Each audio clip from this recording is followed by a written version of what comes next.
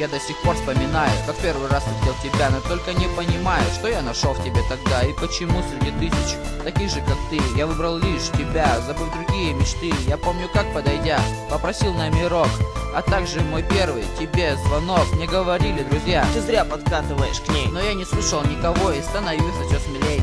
Мы даже не друзья, как будто только знакомы. Ты давно позабыла мой номер телефонный, а раньше как было, мы друг другу звонили и часами напролет мы с тобой говорили. Помнишь, как по ночам я тебя провожал? Что будет дальше между нами, к сожалению, не знал. Но что-то вдруг произошло, и вот теперь я твой враг. Целыми днями я пил, не понимая свой косяк. И вот когда по душам поговорить с тобой я смог, твое короткое забудь все, что услышать я мог. И кто же посоветует, что мне делать сейчас, когда забытые чувства, когда прошел любви час? А ты мимо пройдешь, не сказав ни слова, лишь кивнешь головой. А я ждал другого, а я ждал, что ты всегда будешь моей. И в нашу разлуку я до сих пор не верю.